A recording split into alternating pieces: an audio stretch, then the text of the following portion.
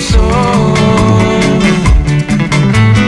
bongo ya makasi ya bwanya oyo ya lokumu lelo ekomi ya kotiola po basili kopie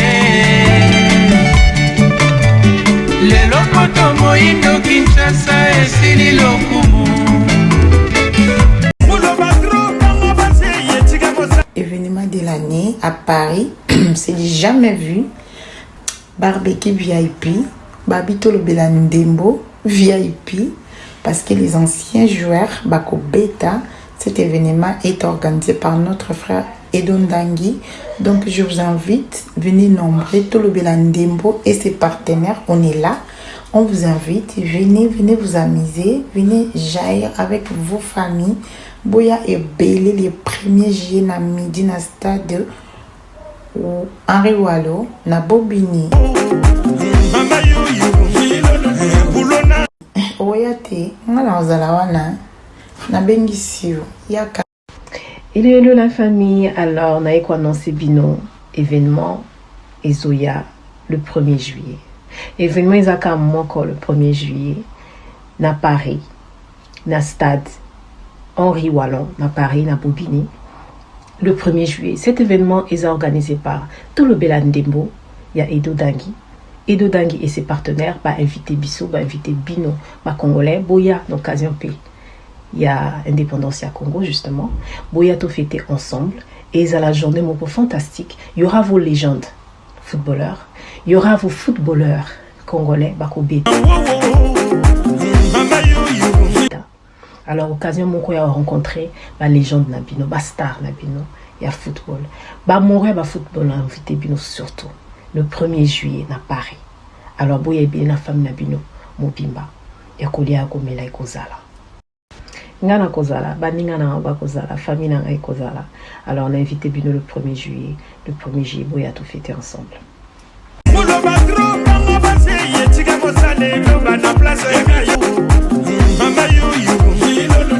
Mbote na bino balandia émission na biso tolo belandembo lelo lisusu nkolo apesi biso ngonga po biso tokota na bandako na bino sans permission ka ndenge tosalaka bino boyamba biso na motema ya bolingo kaka ndenge bino pe bosalaka na yango topesi nkolo merci pona kokokisa ngonga oyo biso na bino tokutana na momesano ndenge ka tosalaka topesaka merci na ba oyo basungaka biso émission pour fonctionner topesi mbote na notre sponsor na biso owapi za vraiment machine oeza locomotive ezomema biso topesi mbote na Marcel Nzundu Musanga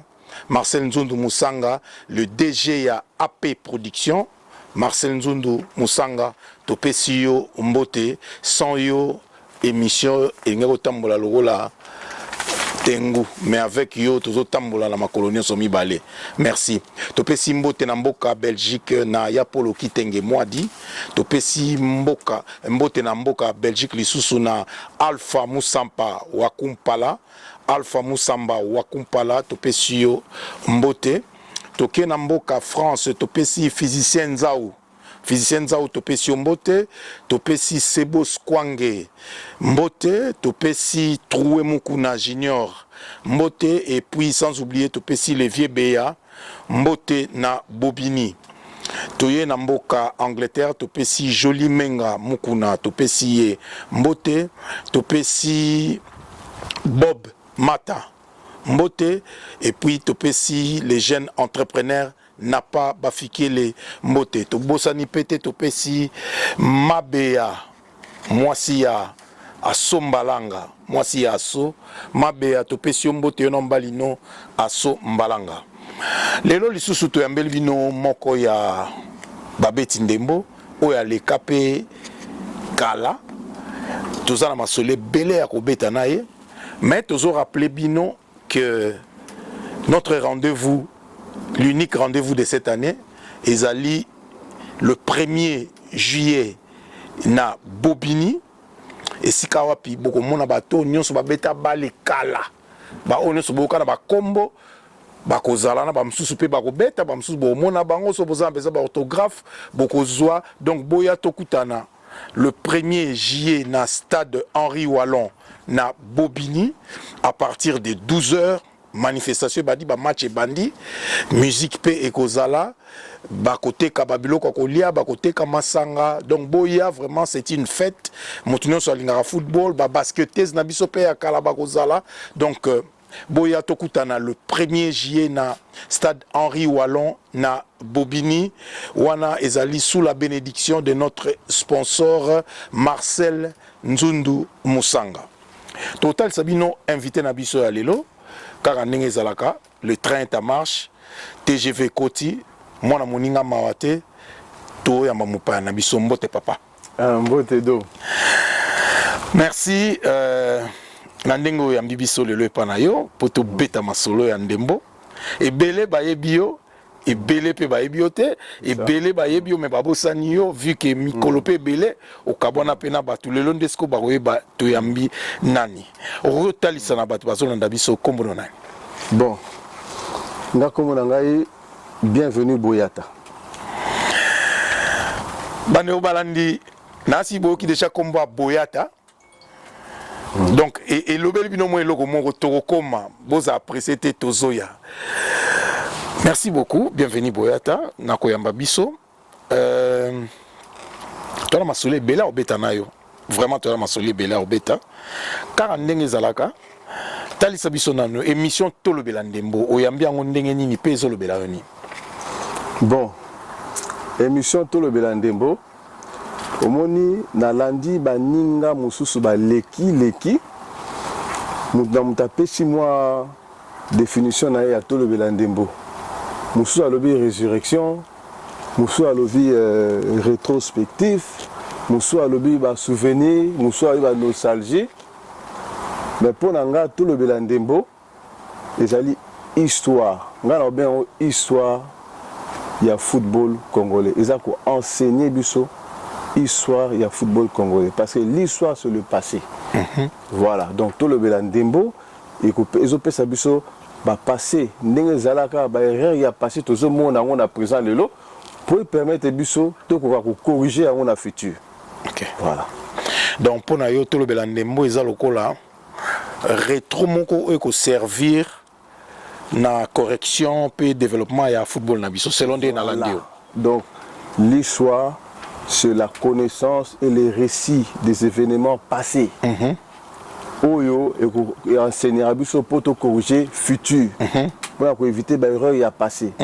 Alors ngato le belandembo nazo zongo le la histoire y a football congolais. OK. Et pour servir biso si tout le monde comprend et que mutu ça ko saisir en haut comme le mot le dit tout le belandembo et que pays na biso ça difficulté à développement y a ndembo wana je crois que et ko enseigner biso de façon que tout pour corriger l'erreur à passer, l'avenir est la meilleure.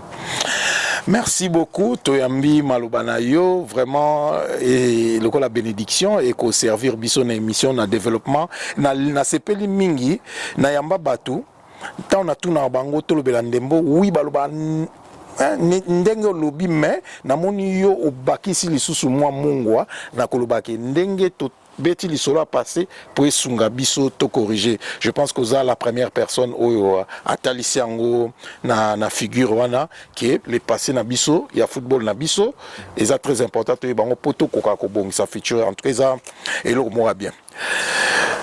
To continue la émission na biso.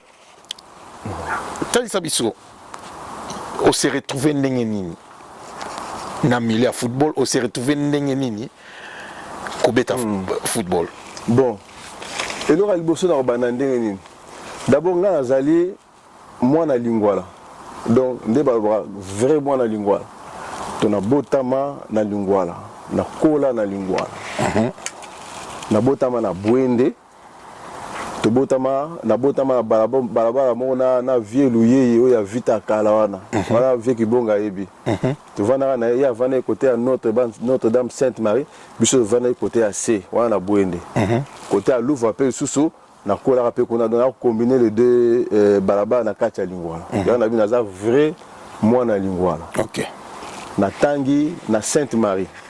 Donc na Notre-Dame, donc na Sainte-Marie, hein? Et puis na sisi l'école primaire nanga wana na beti babala makolongulu pe na Sainte Marie wana et puis to bandi babala balabala ba boende babala balabala to beti babala quartier c'est comme ça que le football na biso bani na balabala et puis et pour ça na ba terrain. OK. Na football oyo beti na balabala wana lingwa leza commune mo ba joueur basé belé ba ebana na période na yo tango bandaki na tolo ba bato yo bani na ba pena ba balle ya balabala wana OP ba développer ba mataki pe na football ba kombo pe mataki ba betaki pe na équipe minene okoza na mwa bato moko to ko total sabiso o kolaki na bango o betaki na ba pe bala makolongulu pe bo mataki niveau si c'est-à-dire que au moins tant monsieur to beta bala ba balle wana toujours tant l'exemple ba ya likolo lingwa misa ba joueur lingwa misa ba joueur ba ya likolo bazala ki d'abord ne louer na tangeli louer wana baba la biso soko ke kota ka songonda kuna ba vie joboke à l'époque ba beta ba balle ba ya tati ba beta ba balle ba ya be ya ba beta ba balle ba ya dirango ba beta ba balle ba ya Rico Mafuta na PLZ ba beta ba balle nous sommes ba modèle na biso na génération monsieur dans to bimi ben ba bimaki babimaki to bet na ba makolongulu mais ba mususu ba kepe na stade lokwa balembi ba keti na stade akena stade mais tina léopard ba Didier Loko ya robeta après la kala matongé je pense matongé et puis après ba laki ba mususu ba betaki ba kendeki mais ba comité ba gido ndoko akendaka imana à ça entraînement ma bimité donc au bimité ma kei à ça entraînement ma kimi naï moi génération ils génération ko banga OK et puis au kimi donc c'était souvent ça on attend aux okima on ça ko banga nini ouais aux banga bateau okutaki kuna ou bendene bon en fait ngai pe au moins sauter na parcours nanga normalement pour na bana on de bandeli ndenge na beti na Sainte Marie carré à Sainte Marie il y a football na terrain penza après balabala et bandi na Sainte Marie na Sainte Marie wana ezaki championnat il y a moro comme on a ezaki vieux du PEM Boswa yebi le solo na pour betaka wana Bosco wapi Bosco ibuka beta na Pakita OK nani Richard Mapoata beta pe wana Raf Nzoko abeta pe wana et puis Libambo abeta pe wana donc ba jera na Raf Nzoko chocho chocho abeta pe wana na ya betaka na c'est là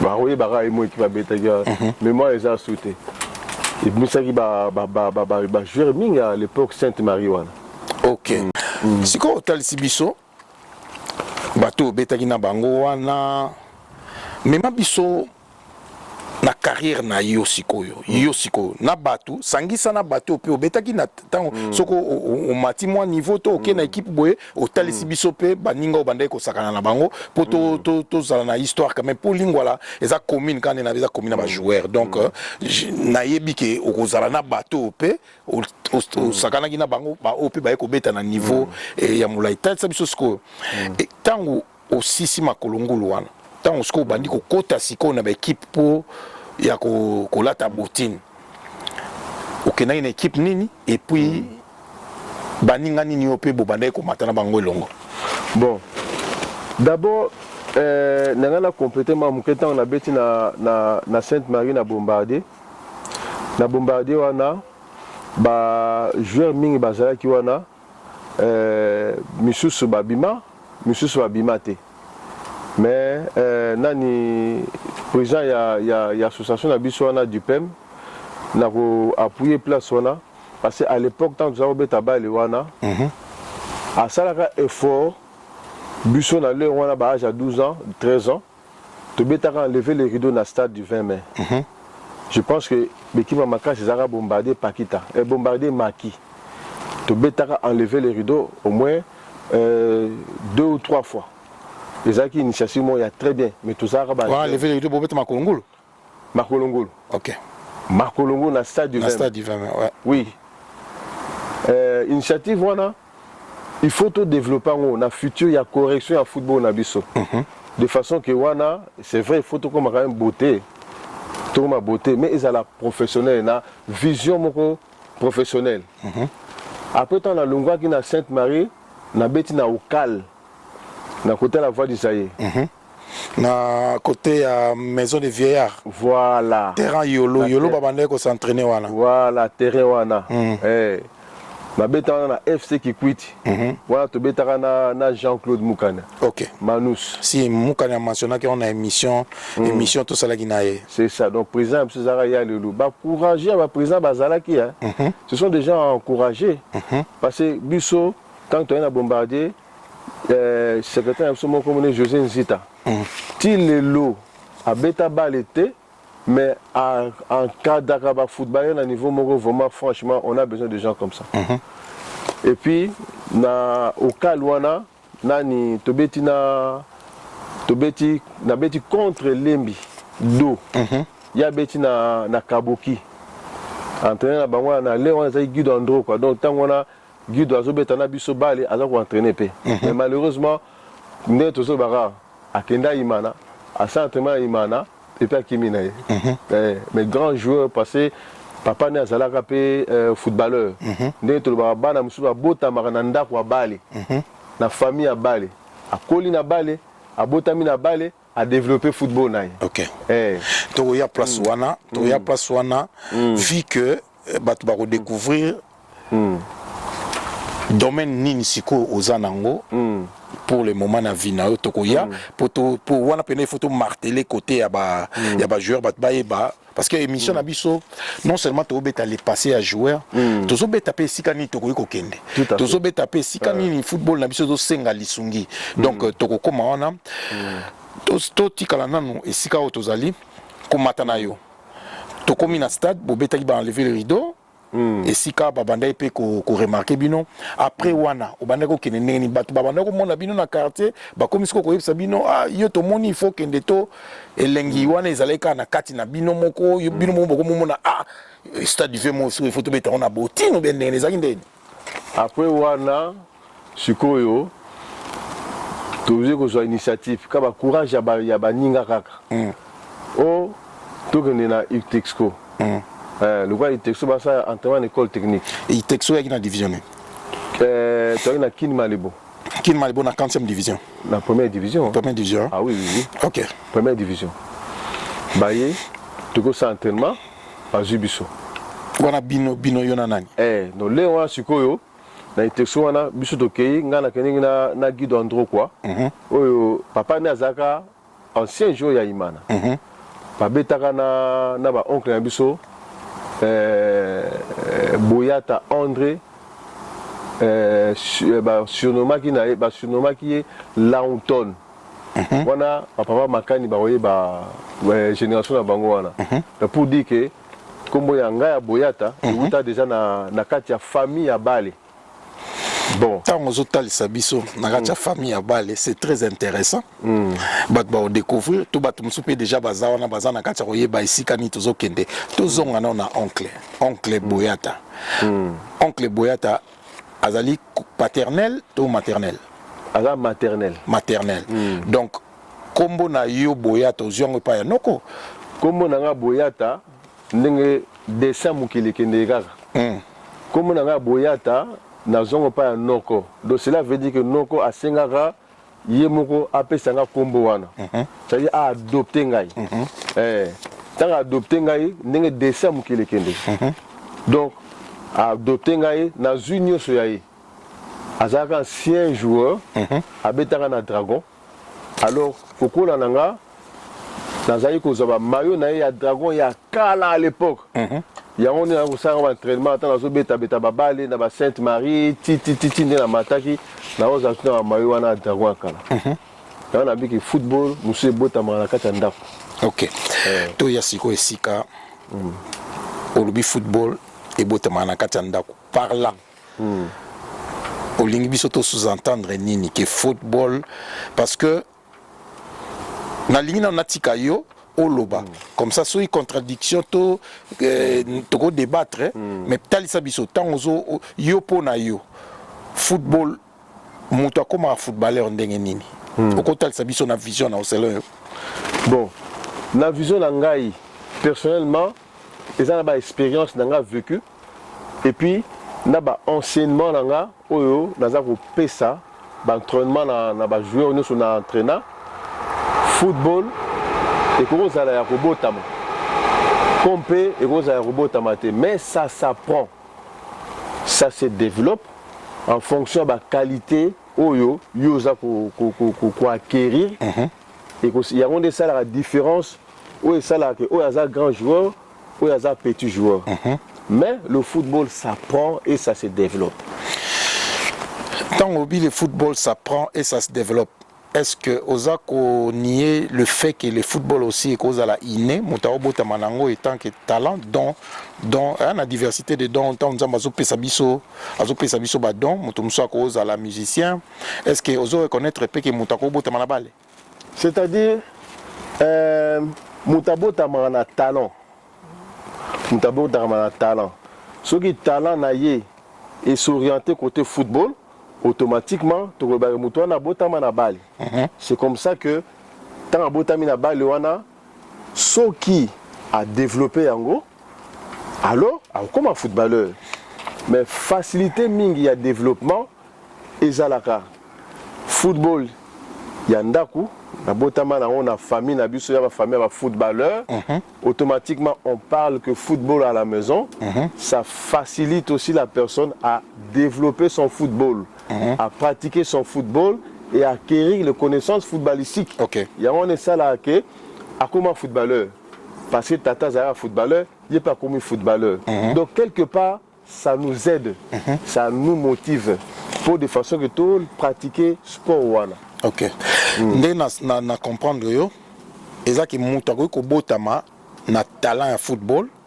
Mais azan a tout intérêt il y a ko développer en donc ba canaliser pour na c'est-à-dire les talents on peut robot na talent au bêta c'était bien mais il faut pas que bêta en tout droit bêta en beau donc il faut qu'on canaliser qu'on encadrer pour à développer maintenant connaissance il y a talent au azan en wana il y a un moni biso ba congolais par exemple nga personnellement souci na ngezali que Congo Nabiso et comment Congo a footballeur. C'est-à-dire le Brésil les a Brésil a footballeur. Nation en football. Nation en football. Et na Congo toko salango ndeni. Na Congo toko salango disons na ba expérience na biso to na libanda. Parce que to passé ba époque moko il y a football moko il y a amateurisme comme on peut dire. Mais sikoyo na ba vision na biso libanda Tokoka, Kosala que to aider football wana et se développer. Donc vision d'abusha batalibana de Tokosala parce que en 2010 la Kende Kinshasa la Kende Kosala action sociale moko mais nazaki associé na Dodolando. Dodolando que je salue aussi en passant. Salut. Voisin dans l'école. Aussi si na collège Likia na Sainte-Anne azoki mande mission pour na question mona tout naka ezoki misae bon ala na choix oleka kaka Dodolando to betine pe bale na Sainte-Anne wana voilà donc tout ça qui na action sociale wana yé avec une idée ya football bis repetita de la répétition du football au moni donc où ils ont les gestes techniques ça prend, ça se développe et puis ça se maîtrise. Voilà. La Kendara na Kinshasa. Nangena tuna. Car on a esika tozali. Quels sont les moyens ou bien tolba biloko ezo senga pour na kokokisa makanisi parce que oh tozo beta eza juste maloba. Mais maintenant pour na ko mettre en pratique. Ou bien naïbité sur une commission qu'on a bon tout besoin ba projet mais pour na ko réaliser ango na ba mboka neti biso ba mboko za sous développer ba mboko peut-être pour na développement football toujours en moi ba anomalie ezebele maintenant ça nécessite quoi pour beaucoup que ça rêve na bino bon au moni tant on a ça qui vision nanga wana il y a action sociale il y a football développement football bis répétita wana avec mon ami Dodo. Là, j'avais un lot de 500 ballons où ils avaient dessiné pour les jeunes footballeurs en Abisso. C'est comme ça que tu as 250 ballons. Tout ça, l'action sociale, voilà, tu fournis le club. À Vita, tout le club, l'école de jeunes, dans le but, il y a un peu ça goût. Goût, il y a ballon, parce que moni, ballon, tu seras au Yoka Mawa. Parce que tu as un ballon Mawa. Donc, on a fourni ça pour nous ça goût. De façon que un ballon professionnel, de façon que ça moins goût. Donc, ce sont des initiatives comme ça. Ballon, c'est un outil dans le football. Parce qu'avec un ballon, on joue 11 contre 11 avec un ballon. Juste un ballon, ouais. Tu vois, un entraînement, on n'a pas besoin de beaucoup, peut-être 5 ballons, ou 10 ballons, ça dépend, pour un entraînement. Donc, c'est un outil nécessaire. En plus de cela, chaussures de foot. C'est là où, pour jouer, comme on a vision plus développée, plus lointain, ne biso to kola te biso to koti na makolongulu to beti makolongulu to kangami na ngol moins longtemps. Mais et l'autre ko sala biso bataliba na tout ka ko fournir bango ba outil wana pour l'avenir et puis ça bango de façon ba à peu près ceux qui a eu chance à kota na équipe supérieure a déjà préparé.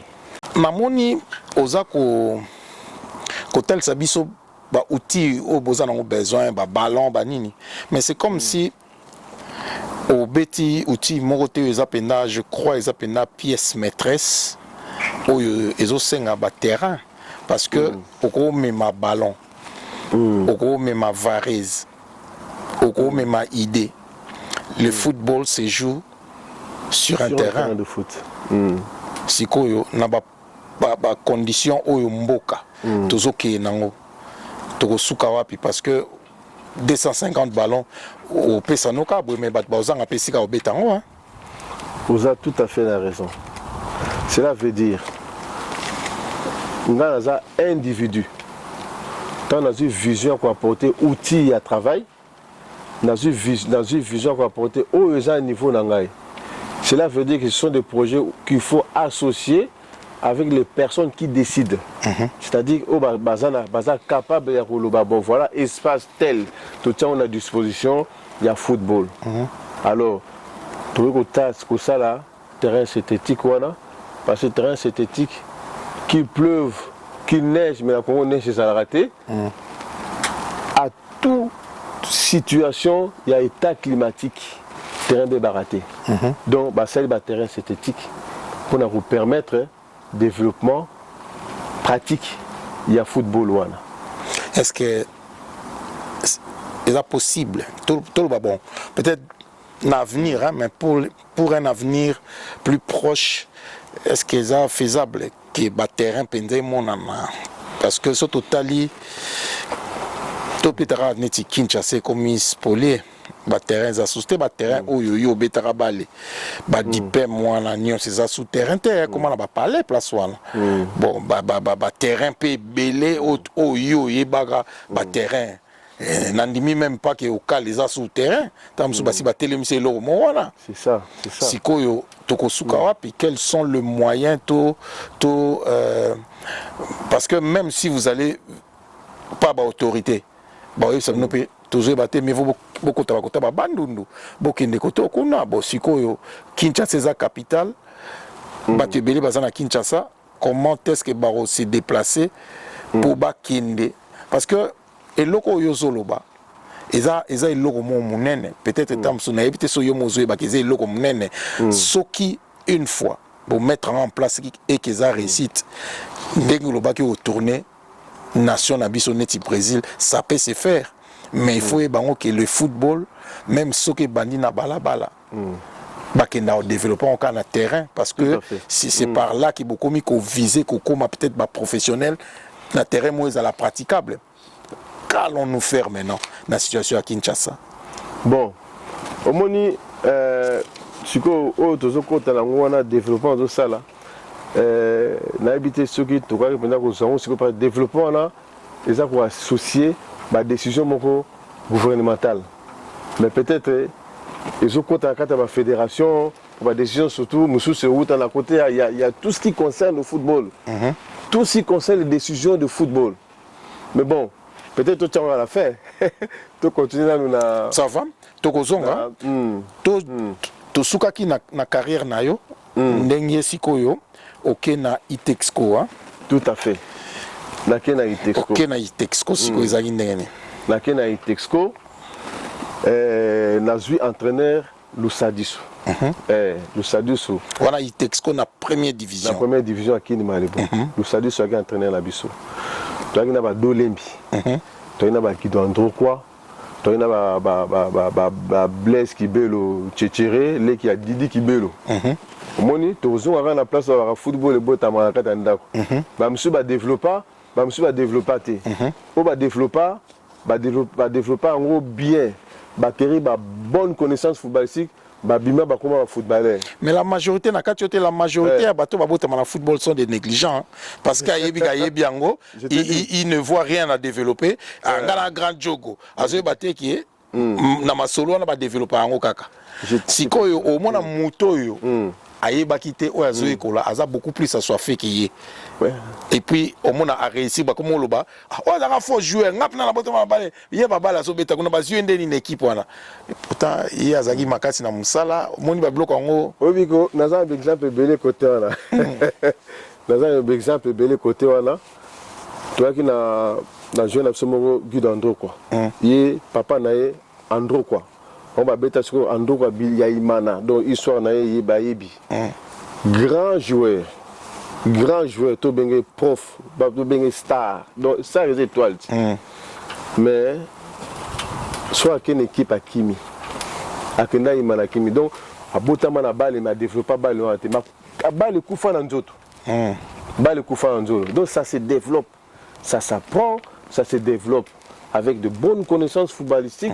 Et puis au mieux footballeur, c'est belé. La bête na Itexco, entraîneur Lusadiso. Cela veut dire que Balboso na mon entraîneur ou azako apprendre donc tactique. Balboso. Donc je le salue aussi où il est. A enseigner biso la génération na biso na Dolembi wana.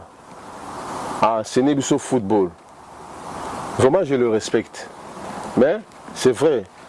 Quand j'ai appris que à Sali carrière, j'étais très content pour lui. Yalous. J'étais très content. La bête na Itexco Afrique.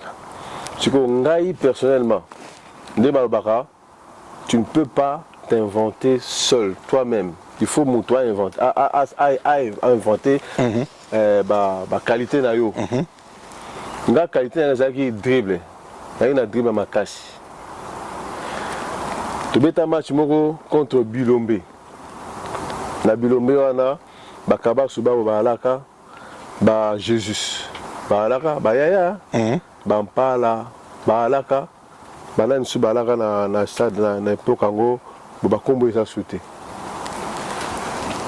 match wana match mo maso na ballon na sopara na kaka ya moni ba jouer na biso ya déjà comme la tabotine hein voilà ta botine ba jouer na biso donc wana Itexco contre Bilombe na stade du 20 mai na stade du 24 novembre 24 novembre Kin Malebo. Tellement que nous sommes il y a fou. Et puis avant d'attendre, vers fin du match, nous avons but au gagné. Bazo bara yo remona na terrain, bon yo remona. Et puis omiga ozo sopano mais sans arrière-pensée, mais match ici va suffire après balanda ngai. Presque équipe mobimba. Voilà pour gagner. Tu gagner bango. Presque équipe mobile. Bilombe Moubalandi. Bilombe Mbalandanga Balandanga. Bako se souvenir. Do Lembe Ayebi solo on a bien, Ayebi très bien. Bako se souvenir. O peut bazar na Bilombe à l'époque ba Balandanga petit mo boye. Na kima na mata Balandanga ba petanga ba coup d'épée. Omoni. Poti Bambi. Na sopa bango, na te bango bi. C'est pour cela que bao bazwaka possibilité il y a pour développer le football na bango bien. Ceux qui basent ba connaissance footballistique. Il y a ma casse où ils arrêtent ça botami na ndako asosa ma casse pour na développer ango. Ba comme un grand joueur. Et puis comme un grand joueur, il faut le développer la qualité technique dans le football. Et ça base monene. Parce que na académie de football. Et le résultat très important. Je n'ai pas dit ça, c'est vrai. Donc, je suis ancien joueur, entraîneur de football. Donc, on a entraîné Mikolo Seigneur, pas des petits, non, Seigneur. L'équipe même na zwaka na lukaka na zoba joueur o ya makasi ya biso na zwaka Soleil Ndiwa. Alors pour renforcer ngai. Grand joueur, je le salue aussi. Na zwaka Alain Mbala, joueur à Pacheli. Na zwaka Soleil pour la lingua là. Pas nécessairement. Soleil Ndiwa dispi. Pas nécessairement. Soleil n'a apprécié quand même la qualité. Si, c'est un gaucher inné. Donc, tout à fait. Ouais. Parce que nous avons au moins dans le football. L'équipe de football est composée de différents talents. Chaque ligne, il faut avoir un talent. On va porter l'équipe. C'est comme ça que nous avons Soleil pour le milieu du terrain, parce que le milieu du terrain, c'est un cerveau moteur de l'équipe. De façon qu'il y a un ballon en fonction de la philosophie des jeux. Chaque entraîneur a une philosophie de jeu. Une philosophie de jeu, une tactique technique. C'est comme ça que le football est un système technique. Il faut jouer la qualité technique, la connaissance technique, l'intelligence de jeu pour pratiquer le système. C'est comme ça que nous avons Soleil une équipe. Ok. Donc, souffler mon na page publicitaire na biso, tant au zonga.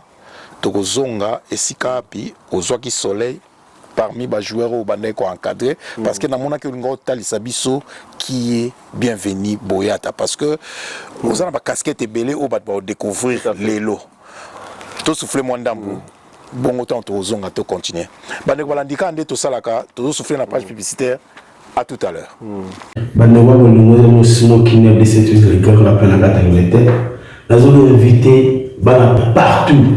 Évidemment, nous sommes à Paris. Le 1er juillet, autres à Paris, autres à France, nous avons des rencontres, football, barbecue, live music. Nous avons tout la détail, nous avons besoin de tout est belé. Tout se fait dans le courant parce qu'il a dit je vais organiser pour un ancien footballeur. Ancien footballeur, nous avons footballeur au plein de l'eau. Pour la boîte à poids, les habitants. Donc, nous avons organisation. Nembo, tout le monde ancien footballeur, nous avons footballeur pour la Sika. Et on s'est tourné à Paris, nous avons été. Et ça, nous avons fait comme là, comme là, tout les alliés. Voilà. Vous avez été. On a dit tourisme à Paris. Vous avez été. On a dit visite familiale en France. Le 1er juillet, vous avez été. Bon.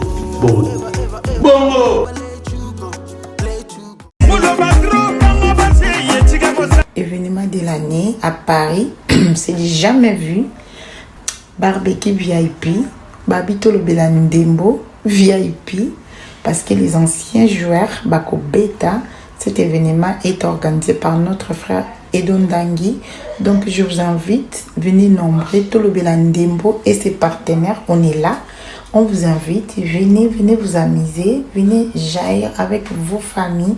Boya et Belé les 1er juillet na midi na stade Henri Wallo na Bobigny. Oyate, ngala ozala wana na bengisio yaka. Hello la famille, alors naï ko annoncer bino événement Ezoya le 1er juillet. Événement Izaka moko le 1er juillet na Paris, na stade Henri Wallo na Paris na Bobigny. Le 1er juillet, cet événement est organisé par tout le Belandembo. Il y a Edo Dangui. Edo Dangui et ses partenaires, invité Bissot, invité Bino, Congolais, Boya, l'occasion P. Il y a Indépendance à Congo, justement. Boya tout fêté ensemble. Et ils ont la journée fantastique. Il y aura vos légendes footballeurs. Il y aura vos footballeurs Congolais, Bakobeta. Alors, occasion, mon a rencontré la légende Nabino, la star Nabino, il y a football. Bah, mourir, bah, football, invité Bino surtout. Le 1er juillet, à Paris. Alors, boye bien la femme Nabino, Mobimba. Et Kolia Komela et Kozala. Ngana Kozala, Baningana ba Kozala, famille Nanga et Kozala. Alors, on a invité Bino le 1er juillet. Le 1er juillet, boye a tout fêté ensemble.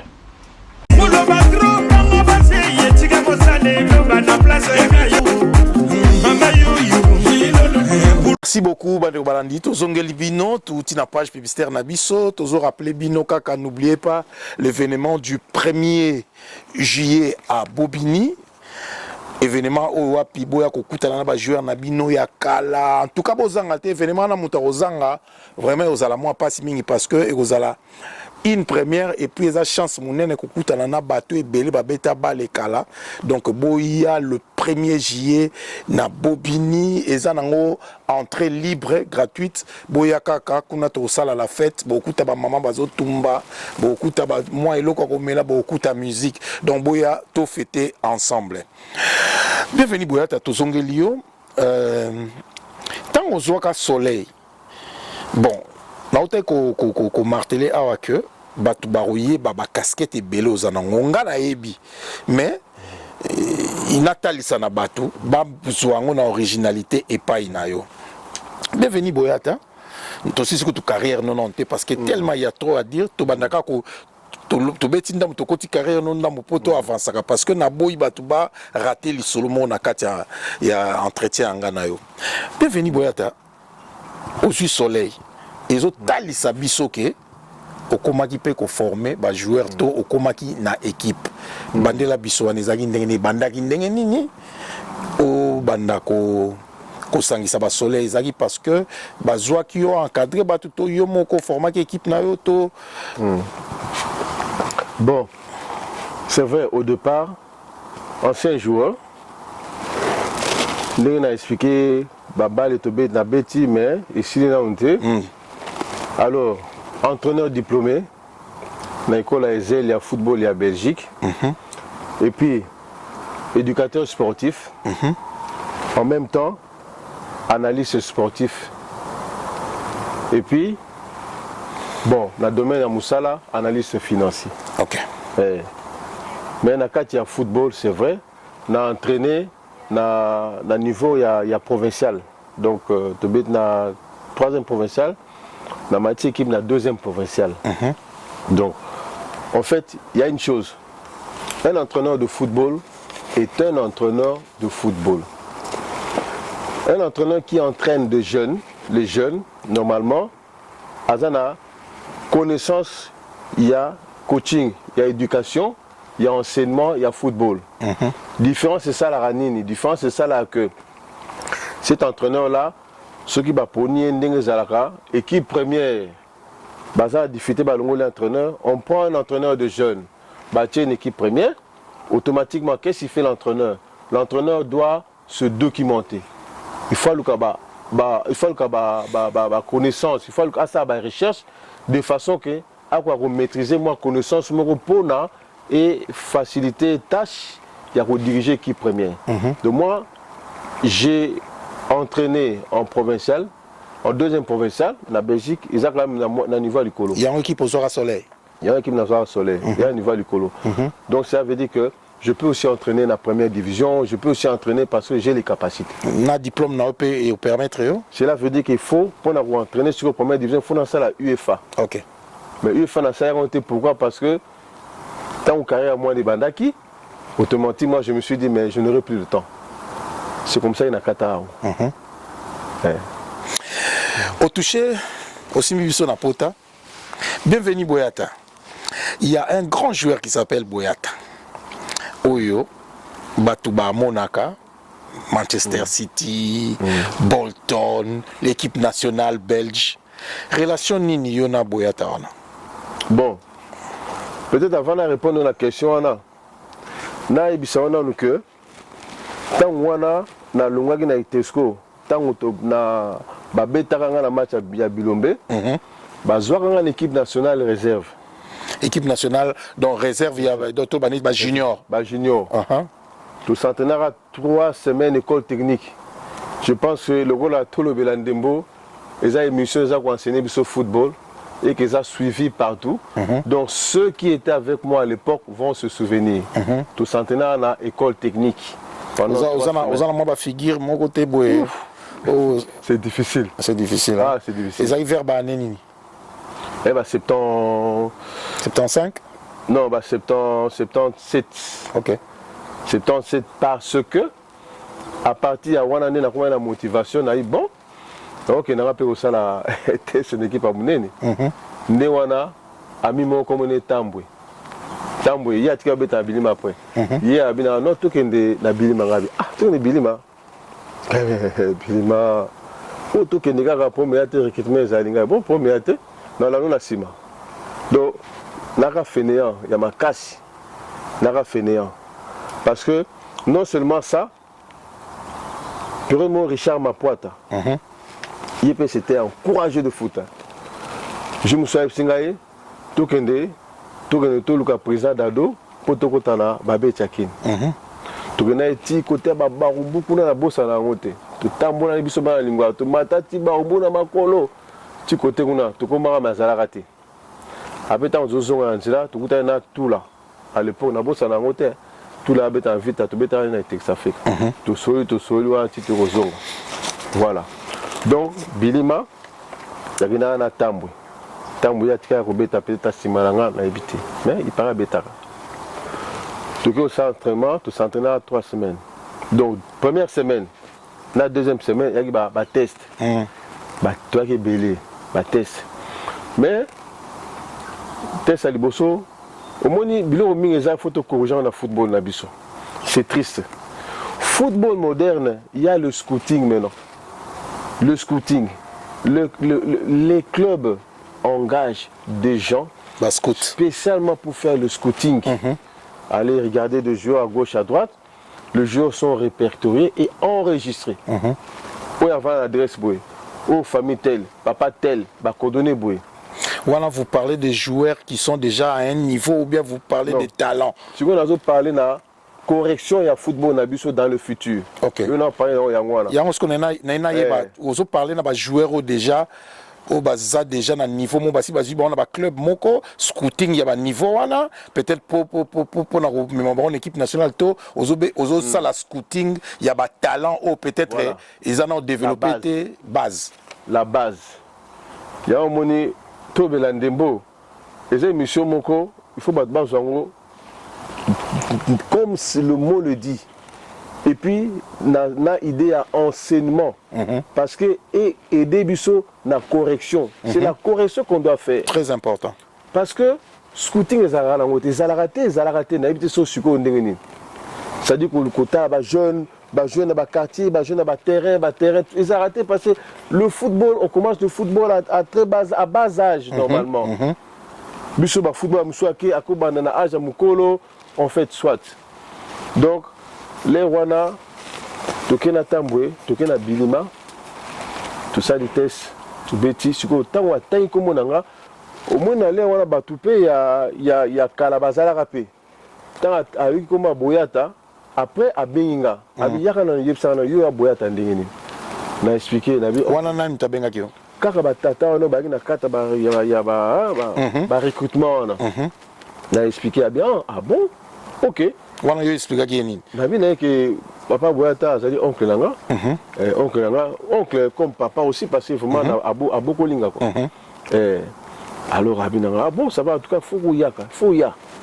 Et puis, tu sali l'entraînement, tu sali on a Bilima. Na Bilima. Na Vélodrome. Vélodrome. Éliminer, ti, biso de rotika, quand groupe il fallait batika. Donc, ça va suivre biso. Après, tant que ancien à l'époque, avait Djama Bahalaka, Yabeya Bahalaka, Maëlaël Bahalaka, Amoubati Bahalaka, les Rwanda. C'est-à-dire que les Rwanda, toi, il est jeune, moi, Mouké, Koubanga en plus, Koubanga. Tant que bon, voilà, c'est Baroya, ce que Bibino, il a retenu, il faut s'entraîner là-bas. Après, entraînement liboso, je me souviens, entraînement là, na bango, na moi mupanzi boye, terrain boye, moi mupanzi na libanda, terrain ma belé, tout ça. Tout ça, entraînement, jeu de tête. Hein? Jeu de tête. Il y a bien un BTL sur l'orienté, malgré que tout ça, ça m'a vu, dans tout cas, BTL sur l'orienté, il y a Sony. Il y a Sony. Tout ça, entraînement, et puis, match. Match, il y a 2 camps, il y a un peu dans ce bêta. Après, on a comme banga. Donc, banga, on a comme banga, on a l'est. On a banga. Ah! Il faut te rebattre. Pour émission, on a mis sans tabou, hein? En tout cas, franchement, au Salpeka bien, tout le monde en passe. Quand on y a courage à na bilima. Oui, ben, qui prend les bêtes à un niveau, on a la bakis. Ok, n'est pas na qui c'est alors? Il y a un banga qui était. Au ce qui prend. Oui, on a ce qui est. On a ce qui parce que chaque fois que on a une émission, on a une question là, Tango Yaka. C'est pas facile.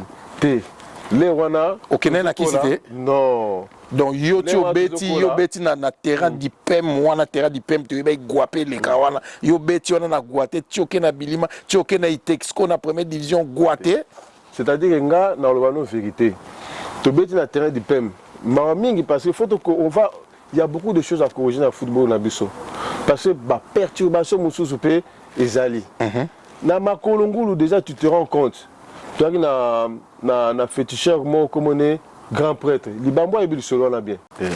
Aibi ya mabeka, grand prêtre mabeka. Aibi parce que tu bête na eti.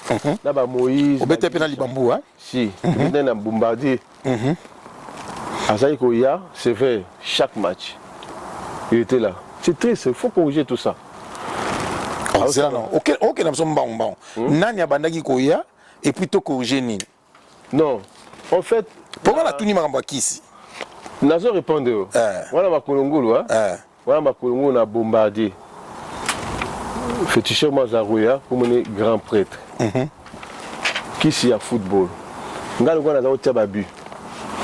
Azaki omona apesinga quelque chose na bon na poto. Quelque chose neti mona. Apesinga babilo moka. Kasi ko kisi ko apesi kisi. Babilo ko teto zo ngo kisi. Babé on babi. Hein? Tata. Kisi te apesi o kisi. Soit disant kisi. Soit disant te.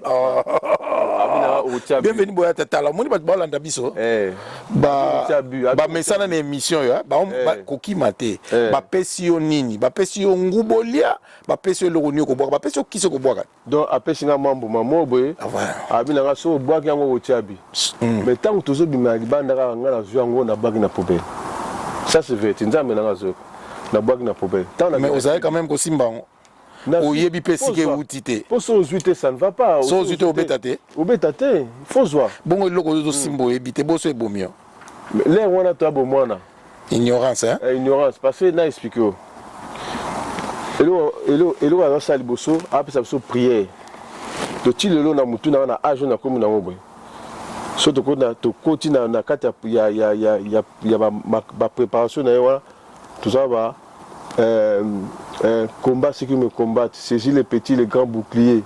Lève-toi pour me secourir, brandis la lance et les javelots quand on me persécute. On a prière à David. Prière à David. Imagine-toi, dans l'air où on a tiré na mutueza. Alors puis ça et puis on a pêché na biloko, na bois qui na poto. Mais ceux qui a pêché, tant que bimi, na bois qui na libanda, na bois qui ngo, tant na tiebi. Donc c'est pour te répondre à la question là, déjà ma kolongulu, la croyance on est alaki. Ko sanctionner on bat tout ba opesa yo mingi banda opesa yo buteur ya on peut banda o chaper ba buteur ba bimso cha yo kanta ko cha na ndenge nzoka na ndenga kwa te parce que na bwaka ya mi na kwa na wote parce na bwaka ngo yo tikala bwaka ta na potumba la monte jamais de la vie on a traumatisé du fait ka simba ya on peut aider ki o cha ba bien tu te rends compte ba match mususu mona match makasi so na bike akoya match wana mona kiminanga Nakimi. Donc on doit libérer à qui c'était? Té. Nakimi ba ozona ndako. Omoni na le wana. Mais tant que tu na Itexco qui s'y pèse là qui a équipe. Ça je te dis la vérité. Tu na ba réveillon. Imagine toi Itexco tout ça les fusion na Vaticano. Na le wana. Na Vaticano tu na ba tula ba mbumba masquin ba ntoya ouf ba comment kimi ngai. Dans les Rwanda, imagine-toi, mais en tout cas nos réputation on zaki déjà na le wana to banga to ba yeko sangana biso kuma yeko banga bana banga mpani oh parce que ba wuti na stade ba ye ba une équipe à réputation na stade ba yo sangana biso ko banga na sens que exanding nini wana bino wana uzana équipe wana Texco ça le fusion na Vatukano OK donc pour te dire tant on compte na domaine on a expliqué expérience ya Vatukano ya kisi wa to beta na bango et puis tozonga bilima après sikoyo tant oké na bilima question na ngai pour na linto dégager eloko ya kisi tant oké na bilima obi ozo loba trop ki obandai ko banga parce que banda kanta ki ba vieux na ba betaka na ba gwa to banda obanga niveau na bango to banda obanga réputation na bango banga ki neloni ya no bangso on a so na vérité sikoyo normalement on est dans Zaboué je m'étais dit dans un souci quand même à cacher que il fallait quand même na bêta quand même na bilima na souci mais bomwana na moto et bangi saranga et puis nazo bêta na bateau baza talaka ba ya to mona ka ba ya be ya quartier ya be ya ozomona surtout que les matchs d'Afrique 4 novembre to matema tous les cas il parle bango wana mais il y avait un monsieur autoritaire ozomona donc au qu'est-ce qu'on a été aux anabango au moins ba jalma yumo talaka mama yele talaka tu vas beta na elle au moins donc non na le mon aïe non oui si karangate c'est comme ça que après na bunga nanga alors c'est pour ça que à l'avenir ba scouting on faut zalaka système il y a un enregistrement va jouer il faut zalaka et puis on faut voilà même le premier jour on est arrivé on enregistre le joueur. On prend les coordonnées de joueurs, on sait que le joueur habite à telle place, pour ce que le joueur a joué à souter. Le joueur a bossé là, pour mon a joué à souter. Mais il faut que l'anda, bon le la place où Boarissa qui est, mais on n'a rien. Il rattrape quand on na beta pekunate, tina eko zonga, na kena na eko kende souci à poto souci à poto. Bon. Pour moi, ça va banzila wa poto simbate. Bon. Wana otiki non na bilima. Na tiki. Si quand on na bilima ko s'entraîner sur une équipe mosote. Na zone na Texco. OK. Na zone na Texco. Et puis après souci à potoyer. Et puis na tiki. Et puis après bon, on tourne en Angola. Tourne en Angola. Ah oh, Angola. Donc ah. Na ba massa musu to côté Angola. Quand to côté Angola avec l'idée que ce to komi na voyager na kena poto. Quand on Angola to komi moi ya quartier na bisukaka ameminga na club moboye na bato ba bi Angola ba oyeba kota palanga club mo ameminga na club wana na club wana entraînement liboso kaka ba reteninga me ba pesa nga ndaku ba pesa nga musala nga non nga era makambo te ba ko pesa nga mbongo tout ça et puis ya na niveau C nga bi non te après sikoyo type moi memingana Petro Atlético. De Petro Atlético na s'entraîner avant 3 mois. Na Petro Atlético wana. Tant na komi wana à l'époque. Na kuti vient Tumbu. Na kuti vient Mobezo. Kuti vient Mobezo avec la même année que ngai. Mais ancien kuna ezaki lo Femba. Bon Tsukamelo. Ngala kutaketa Antsuka na primero d'agosto Petro te primero na Petro lo Femba et puis ya musaza ki wana na zo baté mais avait mo besoin eba mais siko ale ebeleki bambule belé pour so na beta miraté te eleki bambule belé alors même vie mo besoin à moninga ba eba so ta mais nazarana à Petro Atlético pendant 3 mois je me besoin koya monsieur bana tellement avant le femba otikin ayekoya ba epsanga kana le femba betara tanga ayekoya ayekoya et puis to s'entraîner na paranga na moi likolo bon moi na tanga ba komba kiminga et puis c'est professionnel hein. Bon, on a habité sur une kin, en tout cas, bah vite là bah imaneza qui ndingwana. Là c'était professionnel. Quand entraînement na Tongo. Na Tongo boké na toi que na ville. Déjeuner, tout. Boy na busti, l'après-midi, boy na entraînement. Et là aussi na kima ki bango pe lisusu c'est quoi?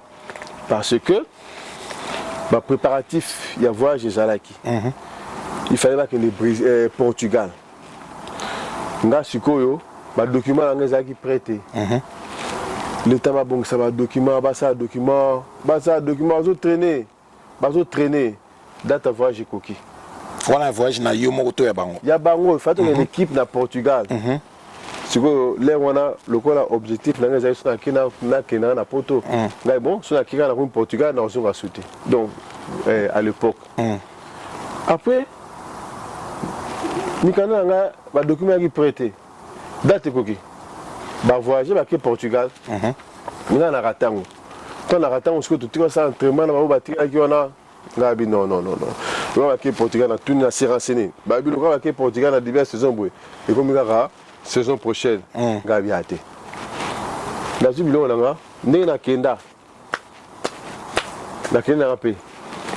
Wana ke wapi obimina ngai na club na Kesouté na Kiminanga na zone na Akin. OK. Na zone na Akin. Mais par exemple le Femba soit ses souvenirs encore à Koueba. Tozaka ba Ventumbo bazaka loger na bazaka parler mo bazaki ba annexe mo mingi ba jouer wana. Vu mon besoin quoi avec Oyasika, il fallait pas le place à rouler là. En attendant, avant na quartier mon comme on parlanga. Mais bon, sur Bossani, n'a rappelé qu'avec mon besoin à faux, à Weba, moi il a code à faux, à Alphonsine, à Weba. Après la zone dans la kin, l'état dans la zone la Kinshasa Sikoyo. Après Gouya Balé, ils ont sauté. Il fallait automatiquement voyager. Dans cette démarche, il y a un poteau. Le dessin, il y a Moutou et Zanzambe. Quand on a un poteau, on a une Union Saint-Gilloise. Na Bruxelles. Voilà, en 1985. OK. Tu as la deuxième division nationale. Union Saint-Gilloise, Barata qui combattait en première division. Il fallait. Union Saint-Gilloise, aux Monayo, aux Agobeta coup d'avoir. Union Saint-Gilloise. OK. La Koumakiona, club Nangad Boussou. OK. Donc, premier jour quand on a fait la thèse, c'est qu'on a. Na keneka pona na bina na se préparer en attendant et puis na kena Anderlecht. Na komi na premier jour ba kaninga a faire sinenga ba se makambo surtout et puis 2 mois après ba tininga na Kinshasa. Na kenakin ba senga ba makambo mikanda masola mikanda na ozonga directement engagé na union. Dans la salle carrière na Union Saint-Gilloise. Après, na mutu makashi na mongo na kena eau de Verlet, Louvain, ça de Louvain. Na kena beti 2 années kuna et puis na kozonga na union. Et puis na kozonga sur na union. Et puis après, tant que na union ça qui transfert tant que na équipe comme ça après ça na prêt na qui en prêt parce que na nga otikangate. Na qui en prêt na beti kuna et puis na kozonga. Na kozonga na union, na beti pe mingi na union La Betty quand même 8 ans à l'Union. 8 ans? Ah oui. Tina ba année 90 na bandeli. Ouais, la Betty na Union penza. Oui, club nanga penza, maison nanga. Après les Alara, la division Zokita et puis carrière moi na Banda. On y a biso sika o apito tuna une question mais au memaki biso libanda tozongi sikoyo. Relation nini ozana ngona Boyata l'international belge. Bon. Dédé Boyata, je suis le papa de Dédric Boyata, dont l'ancien joueur de les papas biologiques. Okay. Le père de Dédric Boyata. OK. L'ancien joueur de Manchester City. Bolton. Twente. Celtic de Glasgow. Hertha Berlin. Et puis actuellement à Bruges. Voilà. L'international belge. Je suis le père. Na encadré na carrière nae na différents clubs wana nous surtout. Et puis ozaka manager na yo moko? Tout à fait. Oza conseiller tout à fait.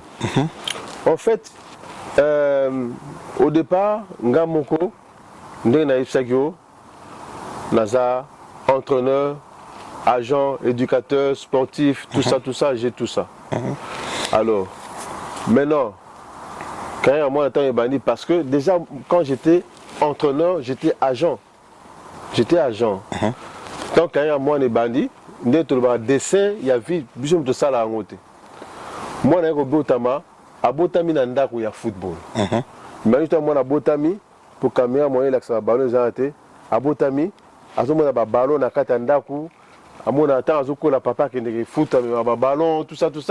Moi na pas comment me ballon, mais comment ça na pe na ballon. Amo sara nango, ko beta betango, sans pour autant s'engager. Mais abeta nango, asara nango. Azola nanga bani nazo mimaye mona moi mukina ballon nae, akena moi mpanzu ko nazo beta yemoko. C'était comme ça. Et puis après ce n'a eu temps, tout ce beta nae. Car ndengona, sans pour autant que nazo préparer non.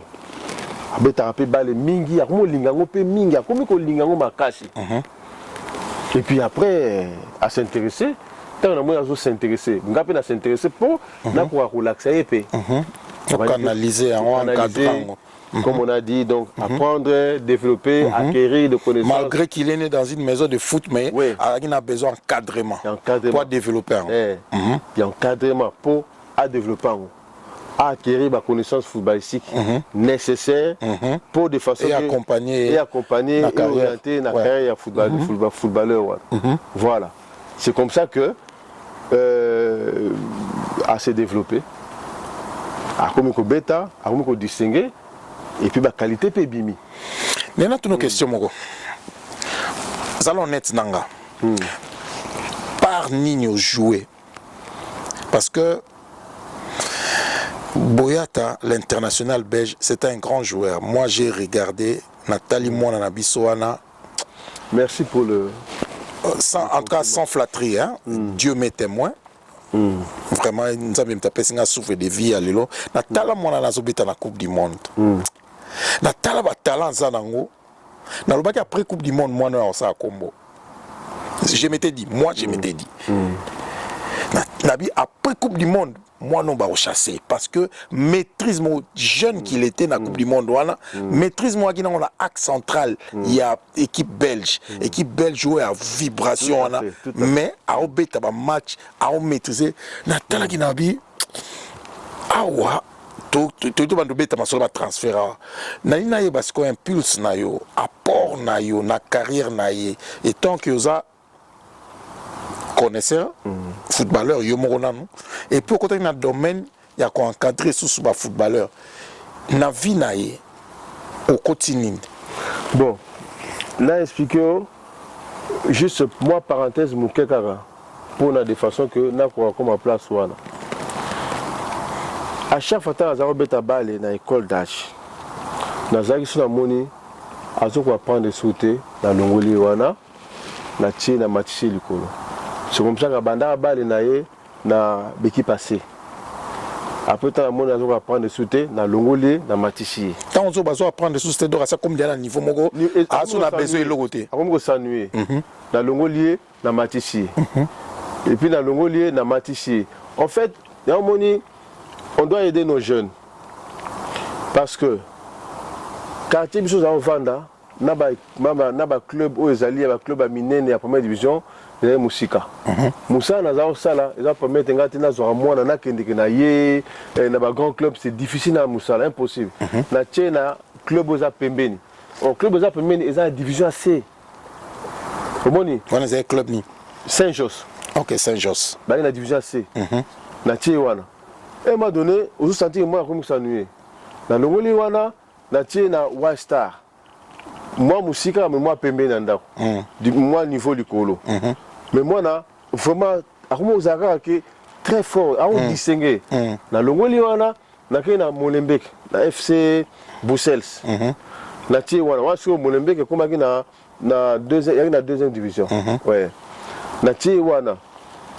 Et puis à partir de là, baké tourna moko na Irlande.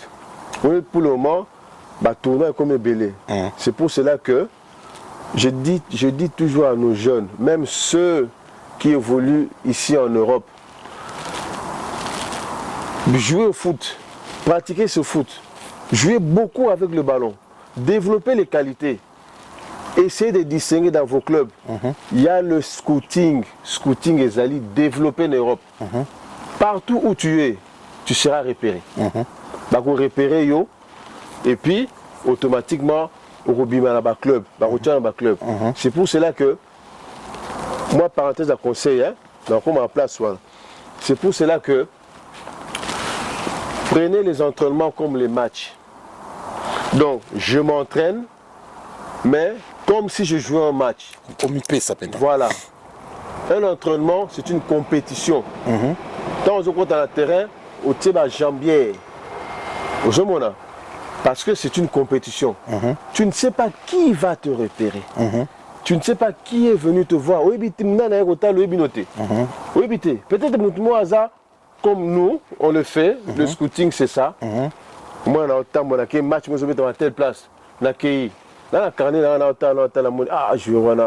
c'est ça. Pour approcher mes parents. C'est comme ça. Si on le dit que non, non, c'est pas. Donc, déjà, qu'on a pensé à l'entraînement, on se met encore match. On a un esprit à compétiteur. Chaque match, on a triché.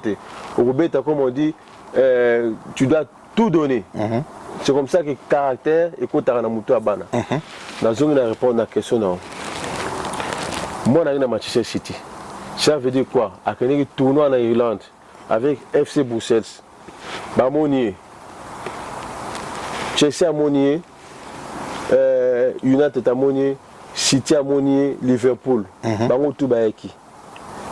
Baluki parents. Titi ba contacter nga ba singa. La bio que ça va, c'est bon. Nabi bon, na que nous singa une autorisation officielle na club na FC Bruxelles. Batika moi na akende. Na komikuna. Même si bon voilà, vous avez vu, moi on a sollicité Akenena, soit Chelsea, soit Manchester City, soit Liverpool. Mais ceux qui ont manifesté le premier, c'était Manchester City. Voilà. On a fait une parole que je ferai tout pour moi. Naya.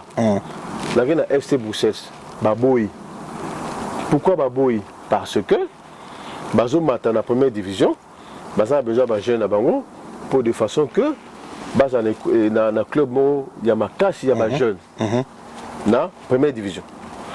Et puis, les jeunes à valeur, tu le sais, ils sont commercial. Les jeunes à valeur, on est à côté de bon, il y a club. Baboui. Moi, j'ai eu chance à Kende, Boboui. Babé à Kende, sur au Tiki à Kende, sur la zone à Tozoé Souté. Bon. Ngamo na beti ba na souffrir tant la kebangola na beti ba ni ngai oh la chance moi la chance à Boboya na si non à Okende Baboy il faut pas faire la tête, il partira pas. OK, ça va.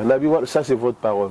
Là vous on a eu 6 mois non en tout cas franchement Baboy mais pour nanga Okende tu as tout ce qu'il faut. Okende kuna mais là ici on a mon cœur na on peut comme je l'entraîne déjà, je l'entraînais déjà et puis il y a des critères. Comme on le dit toujours, hein, chaque joueur sur le terrain a une position. Et chaque position sur le terrain a un rôle. Un défenseur, spécialité, voilà, un défenseur a un rôle dans le terrain, dans le secteur défensif. Un milieu a un rôle, un attaquant a un rôle dans la finition, tout ça. Hier, comme c'était un défenseur central, je savais qu'est-ce qu'on attend à un défenseur central. Donc, on a préparé qui. Et puis après, date qui, à quel test c'est naïf, à quel test va jouer. Va jouer, ce qu'on va dire comme ça. Club à ma classe, Manchester City. Boussouka Ndengani na FC Bruxelles, tu vas jouer. Est-ce qu'il fallait City, Aya, comme ça, le transfert na FC Bruxelles ou comment? Oui, c'est-à-dire City, transfert, t'es passé à un contrat. Mais, ma frère formation. City Fafuta. Mais besoin qui mot quand même. Oui, faire formation et permettre bango salir travaux dans le stade, tu comprends? Voilà. Malgré c'était négatif, mais quelque part c'était quand même intéressant. Mais c'est encore plus intéressant ceux qui bango moko battent qui se jouent. Tu vois ce que ça fait. Et puis après, la City avec Bazui a signé contrat naé. C'est comme ça moi la bande. Mais club à Makassi, Obi club on a déjà un grand joueur va salir. Club là, on achète tout ce qui bouge. Tout bon joueur qu'on voit à l'étranger ou quelque part par le scouting, on achète. Dans les jeunes, simple formation, à un certain temps, qu'est-ce qu'on fait de jeunes? Tini bango, en prêt. Là aussi, c'est aussi un conseil à donner à nos enfants qui sont ici. C'est-à-dire qu'il ne faut pas se précipiter pour aller directement dans des grands clubs. Parce que le grand club, normalement, ne te mettra pas, ne prendra pas le risque de titulaire plus tôt. Non, on tient un joueur expérimenté. Tu vois? Mais par contre, par rapport à Dédric, Manchester City quand même, à Ozaki qui titulaire, à 18 ans, le premier match contre Manchester United. Là, c'était vraiment Mancini, Roberto Mancini. Il a osé faire ça. Un jeune. A beta match wana, tant mon a beti match wana, il y a Arsenal à Zongisi. Et puis il y a Liverpool à Zongisi. Sikoyo, tant mikolo ba yaki ba kene équipe nationale, ba kene match équipe nationale, tant ba Zongi ba va là-bas. Bon, erreur de jeunesse contre Arsenal, à ça qui erreur au moins où écouta qui cher, ba Zongisi ici. C'est comme ça que et puis, là, j'ai intervenu. Non, on ne peut pas continuer comme ça. Bon, nous, rôle nous jouer. Rôle qui est quand même influençable. Parce que pour ça qui club, que ceux qui brûlent, puis ça est sauté, na joué dans l'ongolier. Ça qui m'a têtu, pour ça qui n'a bimisié, na Bolton. Mais c'est vrai. Négociation contrat moi je le fais pas seul.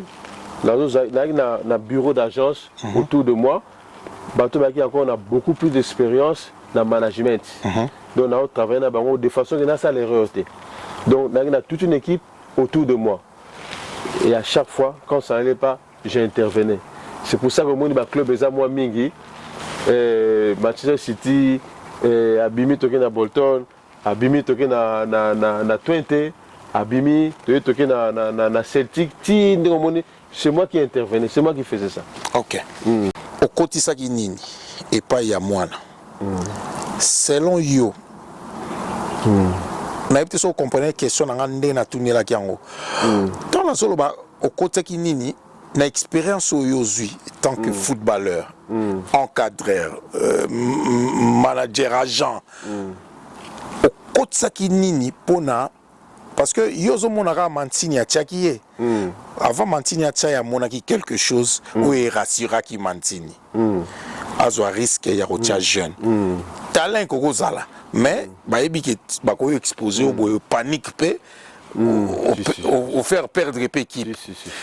Je crois que ça n'est loko moko na yebite so na ko benga ngo maturité ou be loko moko oyo peut-être oyo tiaki on a évité oyo ba découvrir qu'on a gâté moi là yo moko ozo yebate loko nini parce que yobi obande ko pousser oza ko air moko longolier mais en terme ya ko kotisa mutu moi ko kembisa mutu na loko moko yo kotisa geni parce que il a commencé match né à Liboso il a eu un grand match. Tout à fait. Oyo risque Mantina koko salati. Tout à fait. Fallait Mantina beti non ba match mike batala koko bebisa koko bon ba betsa ke mbamona ki pamnen.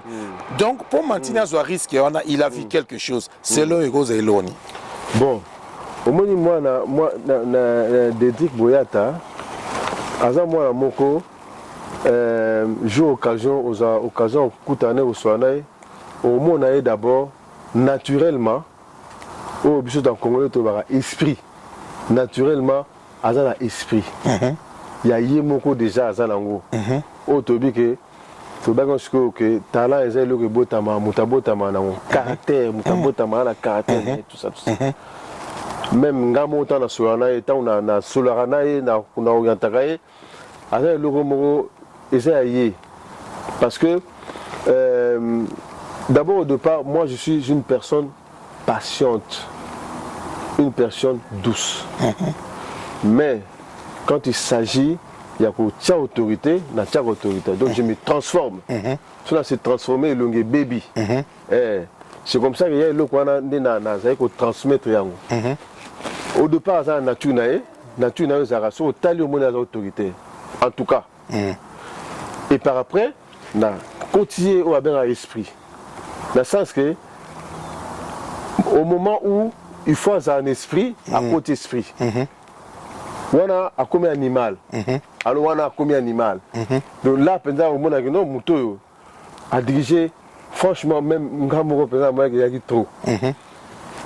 Les oiseaux il y a Touré, Kolo Touré, Guero, Silva, Joua, Makashi. Azo dirigé Bango. A dirigé Bango, il est jeune à 18 ans. Mais il faut mon avis, hein. Et puis, je me suis à Adebayo. Papa, tu sais que Dédric, il ne rigole pas. Bon. Je dis, c'est vrai, mais papa, il ne rigole pas. Je suis Dédric à Zaki, mais regarde, rigole. Dédric, attends les gars. Allez, papa, regarde, il ne rigole pas. Ce jeune-là, je ne le comprends pas. Donc, Azan Ningwana. Déjà, il a le caractère Azan en haut déjà. Et puis, moi, esprit et côtier sur quoi. Dans ce sens-là. Donc, Machine a monaki en lui une personne autorité. Mature. Mature. Parce que, bon, en fait, nous attendons un jour à quoi accorder interview parce que étant un ancien joueur na monaki c'est-à-dire na monaki loko moko azaki na kimukolo moko ménager nage atalaki mais moi non il faut pas bétali solo nae donc na monaki vraiment un grand joueur dans un petit corps na Koloba. Oui. Vous comprenez? Namon est déjà un grand joueur. Namon est déjà non, il était déjà là. Et quand il prenait la place dans l'équipe nationale, il n'y avait pas de différence. Naba mi Koloba beta na ya beta. Non. Azao sala ça rôle na. Non, à sur place na beti, na mondial on a beti tant on faisait accompagner avec au beta match en France de Topola qui on a. Après il y a eu des regrets. Pourquoi on l'a pas laissé continuer tout ça. Mais bon, le foot c'est comme ça. Le foot c'est comme ça. Idée Académie. Bon, Idée Académie, sur la tangelo ba club no sowana na kena mwana, c'est vrai j'étais dans les négociations comme la zamuta terrain. Vraiment j'ai passé plus de temps na ba académie na bango wana. À chaque fois na kena ba académie, na kena centre de formation na bango, Manchester City, na kena ni na Bolton, na Twente, la même chose en Allemagne, la même chose na Celtic de Glasgow, la même chose partout dans Kende, vraiment j'étais sur le terrain. C'est comme ça que l'idée académie est acquis. Nabi on a ça l'académie, Bosso a Kende pour ça l'académie à Kinshasa. Quand je suis allé à Kin, j'ai regardé, mais c'était pas encore le moment. C'était vraiment pas encore le moment. C'est pour cela que non, on doit vraiment penser à faire quelque chose au Congo. Voilà. Et puis après, na moni na bon na rusala académie na Bruxelles pour aider ba jouer à Bruxelles. C'est comme ça que tout ça l'idée académie to combiner on a management. Donc ba joueur mi ba mec ba joueur musu to placer dans ba club tout ça c'était comme ça. Et puis suivi dans ba club et puis ba entraînement individuel et puis corriger les erreurs quand on voit des erreurs à corriger. L'académie prenait le suivi pour la correction tout ça. C'était comme ça l'idée académie. Académie comment on va aller? Diversity Academy Football. Diversity Academy Football. To chaba détail nango. Ce qui balingi ba peut-être au fonctionnement ni yo moko approche ba joueur yo moko na ça la scouting to ba ko kipe comme melo joueur moko tenter kota là en fait non wana siko joueur ce qu'il il faut total niveau ya joueur wana. Soit à niveau nini. et puis après t'orienter. Donc aux AP na section au état la rappel joueur peut ba elio aux super risques ya koluka kotala eko étudier to fonctionne comme mingi na scouting non c'est vous qui allez vers le joueur beaucoup plus ou bien si peut-être on a parlé d'un jeune OK peut-être mutaza na relation na bi est-ce que na ko yelo moi jeune moko mais quand on fonctionne à peine ngwana au départ tout ça qu'on soit temps il y a qu'on soit joueur aillé total lié et na ba base à ça qui nango to me ko corriger sur tout le monde qu'il y a on peut faire quelque chose si on peut développer quelque chose de part on fait ça mais sur tout ça aussi parce qu'on n'a plus le temps maintenant tout le monde attend que joueur total les joueurs soit presque prêt soit nécessaire na valeur commerciale alors là maintenant on travaille avec le joueur total qu'est-ce qu'il y a à mettre total place de orienter joueur voilà mais la valeur commerciale la sens voilà OK toujours pour ça na na fin émission na biso je crois que émission na biso to solo li to sangisi carrière na yo to sangisi entreprise na yo ba makambo sa mikolo yo to parler un peu na yo en général na activité actuelle mais je crois qu'ils sont suffisants pour na koluka parce que tout le belandembo batala carrière à joueur té tout le belandembo ndenge yo mo lobi total na sima tout à fait to zotala pe place to zokende football na biso to ke nango wapi tant to zoyoka ba exploit oyo sali na poto ya koluka ko maintenir toujours le football na cadre moko izala ke ba jeune congolais bazanga sika peut-être bakoki ko za la placer té donc tant ozo sa exploit ndengwana oza mutu oyo faut ba betela o maboko ba batu baza na sima na yo poto tinga parce que eza ba rare biloko to nango surtout ko za nango na poto biso ba talent ya ba jeune na biso mingi na poto eza bon ya na jeune bazo bandi ba place été tout à fait si ko so ba leki na ba canon moko neti ya bino bo ba lekeli na banzela wana et koki ko aider sikoyo pona au développer ba makamna yo oyo est-ce que zaka ba effort personnel aux aura ba subvention quelque part na ba fédération au fonctionnaire ka ndenge ni soki aux à l'aise au ebisabison en fait au début les qui effort personnel après tant ba placement ba joueur parce que c'est ça que au moins ils ont complexe c'est ça que football congolais na biso faut pas apprendre productivité et académie sur joueur moi bimi sur placer joueur wana le produit du joueur ils ont servi donc c'est ça le cercle vicieux ils ont servi ils ont permettre le développement le gouvernement ne participe pas la FIFA ne participe pas non parce que l'académie ils allaient société privée le problème qu'il y a seulement auprès de clubs où tout ça un partenariat na bango toujours bénéficier de matériel matériel club tel joueur tel azakuna tout signe bon matériel qu'est-ce que vous avez besoin toujours matériel et puis ceux qui club tel joueur on a à satisfaire à Bimi et qui ont le transfert réalisé automatiquement vous appelez dans un pourcentage ils ont permettre de développer l'académie c'est pour ça que na zone ici sous les canisiens na football congolais na biso c'est-à-dire que chaque club il faut s'autosuffire bango moko na sens nini il faut zala moyen il y a production financière na bango moko dans quel sens un club de foot il faut base en relation à marketing commercial où ils ont même na bango sponsor na kati ya équipe en plus il y a subside de l'état pesaka de façon que pour développer quelque chose de meilleur et à long terme. Donc le club va apprendre yango. Voilà, service à scouting, service à marketing, service à sponsoring dans le club. Nous surtout les autres côtés Tambongo, service à organisation, manifestation dans le club.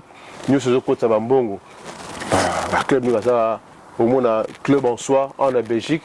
Au départ, il y a un budget dans bango, à partir du budget, il va fonctionner. C'est comme ça que le Congo, il faut que ça idée. Ok.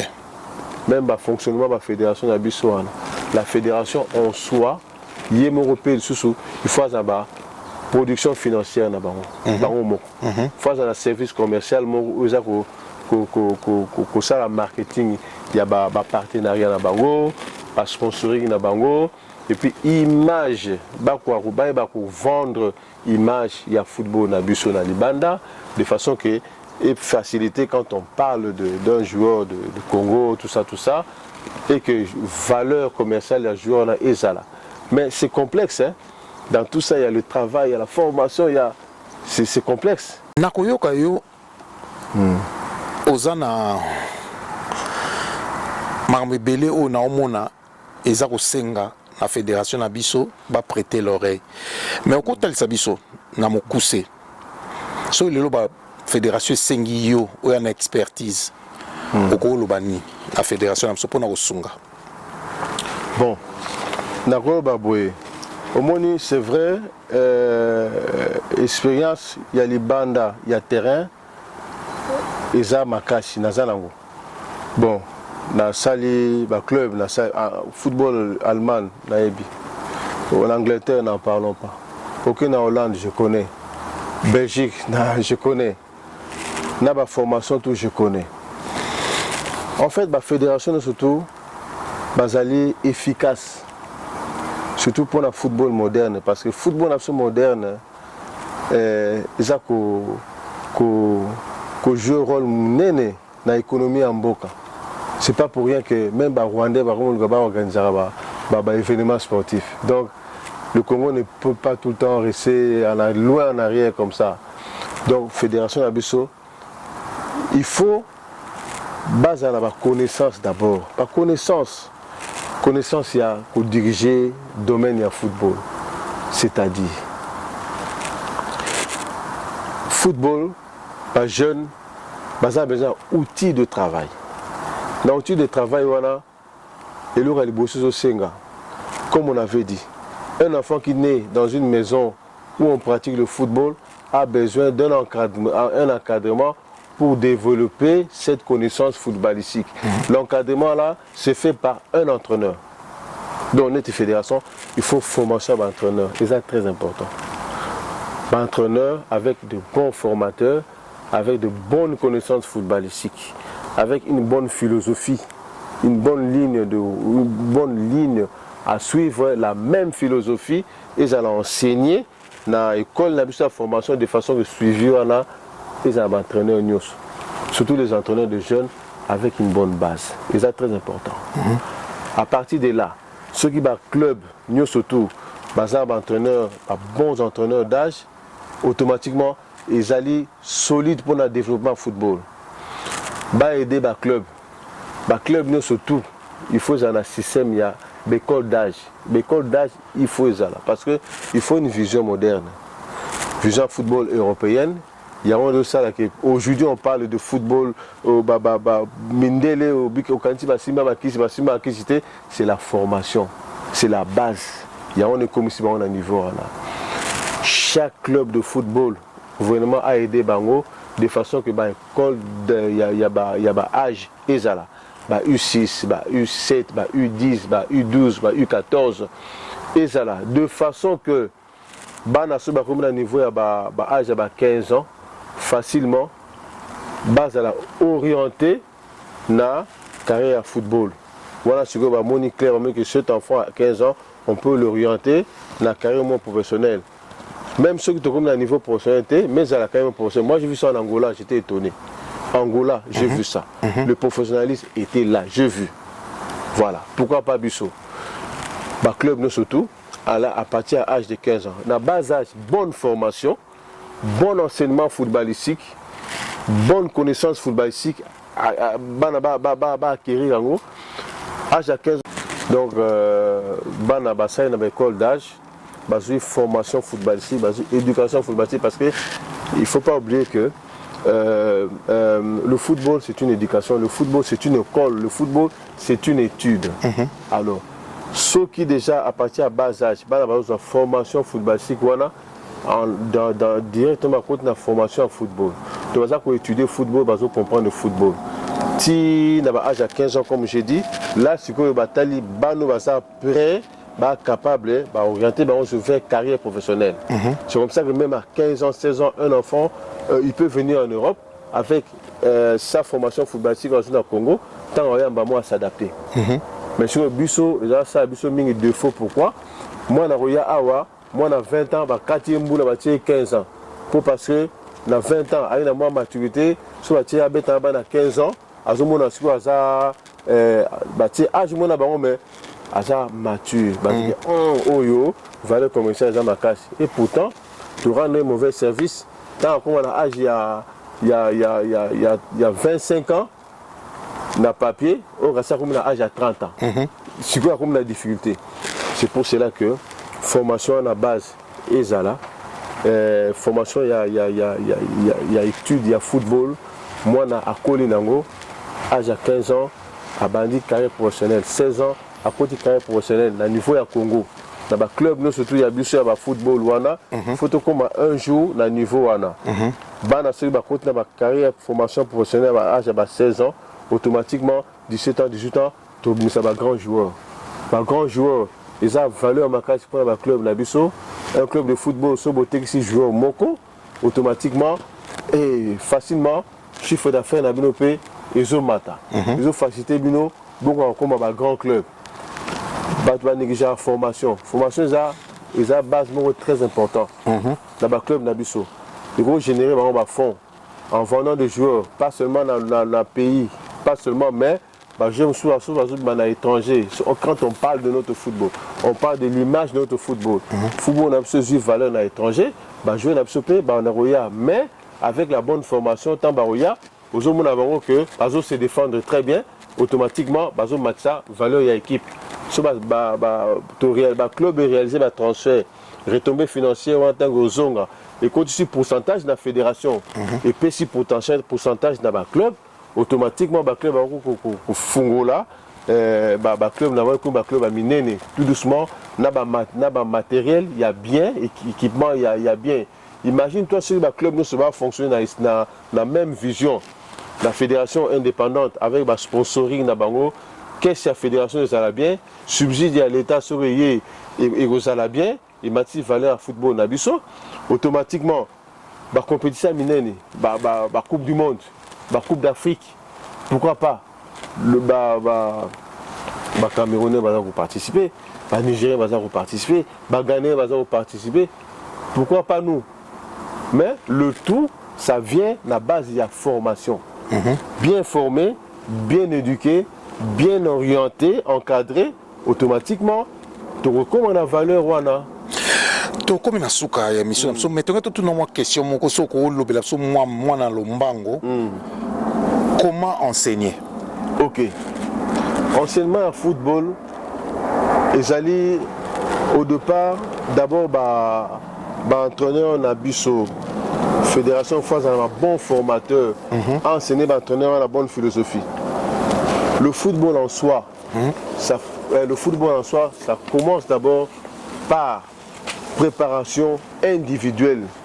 Il y a joueur. Préparation individuelle à joueur. Baba Zébélé. D'abord préparation technique. Formation technique, il y a joueur. Formation individuelle, il y a joueur. Dans le cadre de la formation technique, il y a joueur. On a le primordial. Technique de passe. C'est ça très important. Technique de shot. C'est ça très important. Technique de dribble, c'est ça très important. Jeu de tête, c'est ça très important. Mouvement, pelle de balle, c'est ça très important. Un joueur soit déjà dans Wana et quand ça a moins intelligence, il y a études à la formation et à l'école, on peut former un joueur. Alors maintenant, pourquoi on distingue des dribbles?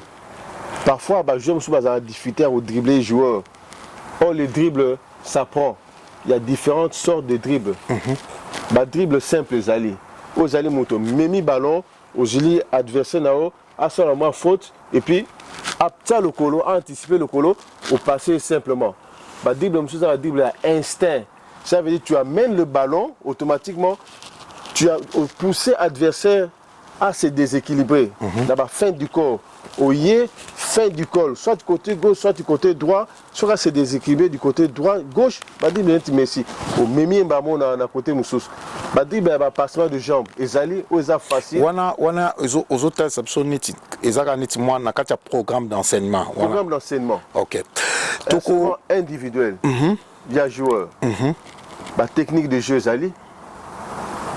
Lecture de jeu ezali. C'est-à-dire il y a technique de jeu. Il faut, moi, comment on fait des appels de balles, comment on fait des mouvements sur le terrain, comment on apporte la différence sur le terrain, comment on se positionne sur le terrain. Allez, coulissement,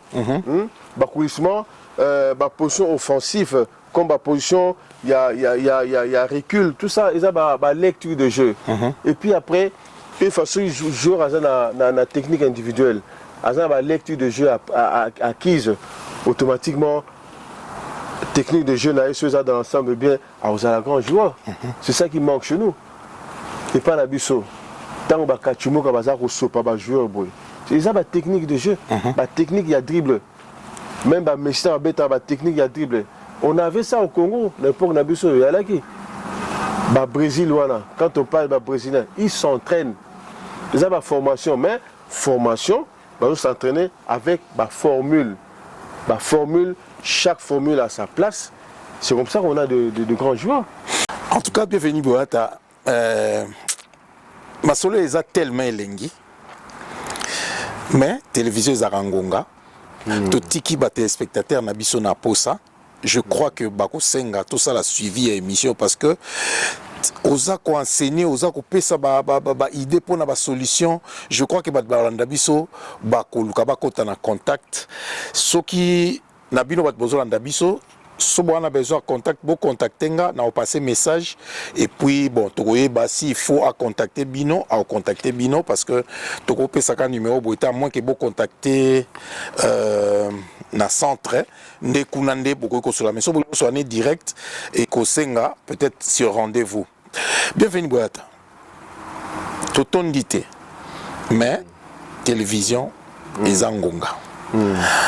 Toujours rappeler Batbaolandabiso que le 1er juillet na Bobini to okutana bienvenue Boata Rosala wana arobeta na ba oba besoin peut-être à fungola moi li solo ya okutana biso le 1er juillet na Bobini okoki kobeta moi li solo to comme na suka so zana bata opesa mbote pesi mbote poto si c'est mission na so lelo mais la kabatuke to ko luka li sous poto continuer. Oui, c'est vrai. En fait, pour la poursuite de cette émission à Bisso, d'abord, il donne à CP vraiment, franchement, monsieur Mimi a pas d'angra pour permettre à peine à couper sa moi conception footballistique nangai. Malheureusement, tant ils ont mouqué, mais j'espère que Mbalasima n'a pas l'occasion de couper encore plus parce que le football est complexe. Le football est un solo et belé à Kobeta. Le football, c'est toute une éducation, tout un enseignement. On ne devient pas un grand joueur comme ça. On apprend pour arriver à être un grand joueur. On s'entraîne. Dans la mission, il faut beta mingi. Pour comme niveau, il faut beta mingi. La pesimbote na famille dans mobimba, oyo bazako bazo occasion à la nangai. La pesimbote na moi nanga Dédé Boyata, à la émission. Alors à Romona qui n'a pas une émission au Congo. C'est vrai dans l'équipe, la Pessimbo na madame, bon malheureusement il y a ça à côté déjà. Et puis baninga no football au tobeta na bango na Bruxelles, baninga no football au ya kala, au peut-être ba va se longité mais na kombo tant ba omona et ça bango plaisir na pesi bango no surtout mbote. Merci beaucoup Bandeko Balandi Ebile ya kitoko umelaka te na munoko to tiki bino na posa mais bienvenue Boata promettre biso ke toko zonga toko fungola sous ba parenthèse si vous avez des questions boko mela biso na tolo belandembo tant on a osala une émission mususu na otuna ba question par rapport ya oyo bino bokotuna kaka ndenge to sala ka kimia otokutaki na bandako na bino yango pe ingela na bandako na bino nde tokutani mbala sima. Merci de nous avoir suivis et à la prochaine. Au revoir. Congo, oye, oye.